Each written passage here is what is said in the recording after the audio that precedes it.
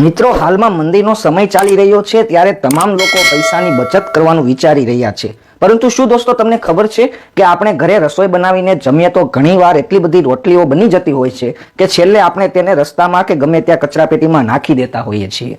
પરંતુ દોસ્તો, આજે જૂની રોટલીઓ, સૂકી રોટલીઓની મદદથી હું તમને એવી સુંદર જોરદાર રેસીપી બનાવતા શીખવાડવાનો છું કે જેની મદદથી તમે તો ઠીક, પરંતુ તમારા બાળકો અને નાના નાના ભૂલકાઓ આ રેસીપી ખાઈને આંગળા ચાટતા મજબૂર થઈ જશે. તો દોસ્તો, વિડીયોને શરૂ કરીએ તે પહેલા કોમેન્ટ કરો કે તમે કઈ જગ્યાએથી વિડીયો જોઈ રહ્યા છો, તો અમે તમને સ્પેશિયલ થેન્ક્સ કહી શકીએ. અને દોસ્તો, છેલ્લું સ્પેશિયલ થેન્ક્સ આશાબેન દેસાઈને સુરતથી જાય છે. તો હવે દોસ્તો, અમારા ઘરે 2 થી 3 જેટલી રોટલીઓ પડી હતી, તો અમે જલ્દીથી કાતરની મદદથી તેના નાના નાના ટુકડાઓ કરી લીધા. દોસ્તો, આજે જે રેસીપી બનવાની છે તે પિઝાની અને રોટલીનું કંઈક એવું કોમ્બિનેશન છે કે જેને ખાવાથી આપણા બાળકોને નડે પણ નહીં અને ખાવામાં ઘર જેવી મજા આવે. તો દોસ્તો, હવે આપણે થોડુંક એવું વાસણની અંદર સિંગ તેલ અથવા તમે જે કંપનીનું ખાદ્ય તેલ વાપરતા હોય તે તેલને નાખીને તેલ આવી જાય ત્યાં સુધી રાહ જોવાની છે.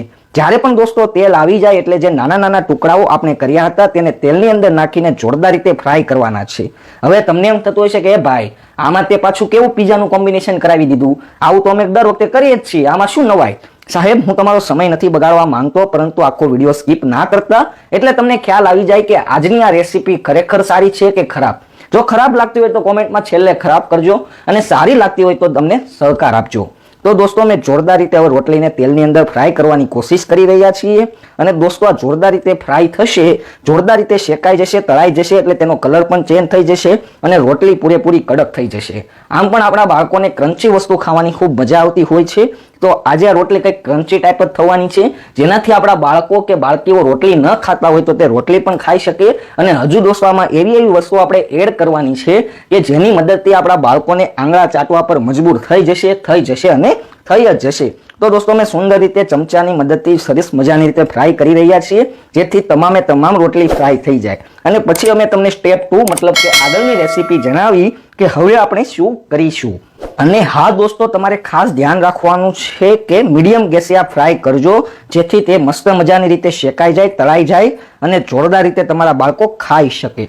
તો દોસ્તો, બસ હવે માત્ર સેકન્ડોની અંદર જ આપણી વસ્તુ ફ્રાય થઈ જવાની છે. અને પછી હું દોસ્તો તમને જણાવવાનો છું કે હવે આગળ આપણે શું કરીશું, જેનાથી આપણા બાળકો આંગળા ચાટી શકે અને દરરોજ તમને એમ કે મમ્મી મને આ રોટલી બનાવી દો, ને પપ્પા મમ્મીને કહો ને મને આ બનાવી દે. અને દોસ્તો, તમારા છોકરાઓ જો બહારના ખાવાના હેવાળા થઈ ગયા હશે તો તે પણ સુધરી જશે.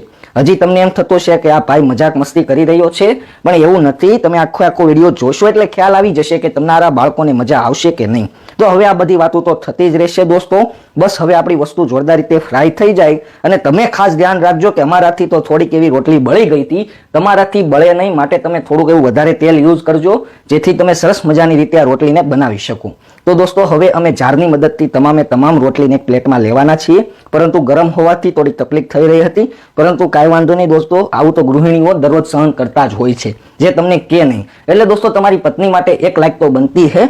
તો દોસ્તો, હવે આપણે ગેસને બંધ કરી દીધો છે અને તમે જોઈ શકો છો કે અમુક રોટલી ખૂબ બળી ગઈ છે. પરંતુ દોસ્તો, અમારી ભૂલ, પરંતુ તમારે શીખવાનું છે. તો હવે દોસ્તો, તમારે જોરદાર રીતે કેચઅપ આની ઉપર નાખી દેવાનો છે.